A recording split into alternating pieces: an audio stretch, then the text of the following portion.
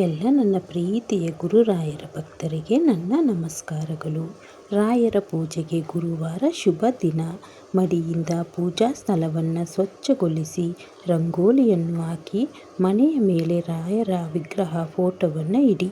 ರಾಯರಿಗೆ ಗಂಧವನ್ನು ಹಚ್ಚಿ ಹಾಗೂ ತುಳಸಿ ಹಾರವನ್ನು ಹಾಕಿ 2 ತುಪ್ಪದ ದೀಪವನ್ನು ಹಚ್ಚಿಡಿ. ಓಂ ಶ್ರೀ ರಾಘವೇಂದ್ರಾಯ ನಮಃ ಎಂದು ಜಪಿಸಿ. ಪೂಜೆಯ ದಿನ ಈರುಳ್ಳಿ, ಬೆಳ್ಳುಳ್ಳಿ, ಮಾಂಸಾಹಾರ ಸೇವನೆ ಮಾಡಬೇಡಿ. ಪ್ರತಿ ಗುರುವಾರ ರಾಯರಿಗೆ 2 ಬೆಲ್ಲದ ತುಪ್ಪದ ಆರತಿಯನ್ನು ಮಾಡಿ. ನಿಮ್ಮ ಸಕಲ ಇಷ್ಟಾರ್ಥ ಪ್ರಾಪ್ತಿ ಆಗುತ್ತದೆ. ಆ ಬೆಲ್ಲವನ್ನು ಹಸುವಿಗೆ ತಿನ್ನಿಸಿ. ನಿಮ್ಮ ಕಷ್ಟಗಳೆಲ್ಲ ನಿವಾರಣೆ ಆಗುತ್ತದೆ. ಇನ್ನು ಪ್ರತಿ ಗುರುವಾರ ರಾಯರ ಮಂತ್ರ ಪಠಣದಿಂದ ಮನಸ್ಸು ಶಾಂತವಾಗುತ್ತದೆ.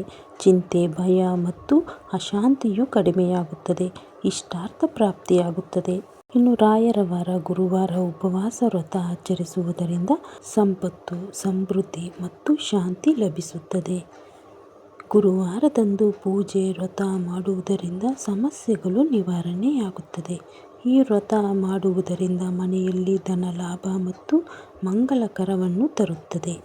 ಇನ್ನು ಪ್ರತಿ ಗುರುವಾರ ರಾಯರ ಮಠಕ್ಕೆ ಹೋದರೆ ಅಲ್ಲಿ ಕೆಂಪು ಬಣ್ಣದ ಮಂತ್ರಾಕ್ಷತೆಯನ್ನು ಕೊಡುತ್ತಾರೆ. ಅದನ್ನು ಮನೆಗೆ ತಂದು ಬಿಳಿ ಬಟ್ಟೆಯಲ್ಲಿಟ್ಟು ರಾಯರ ಮುಂದೆ ಇಡಬೇಕು.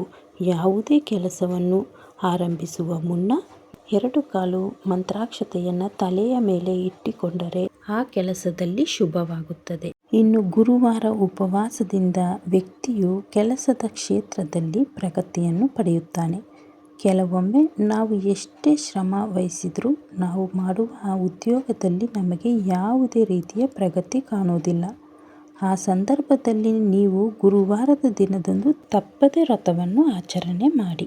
ಇನ್ನು ಯಾರೆಲ್ಲ ಸಾಲ ಮಾಡಿ ಕಷ್ಟ ಅನುಭವಿಸುತ್ತಿದ್ದಾರೆ, ಋಣಬಾಧೆಯಿಂದ ತೊಂದರೆ ಅನುಭವಿಸುತ್ತಿದ್ದಾರೆ, ಕೊಟ್ಟಿರುವ ಹಣ ಮರಳಿ ಬಾರದೇ ಇರುವ ಸಮಯದಲ್ಲಿ ಈ ವ್ರತ ಮಾಡಿ.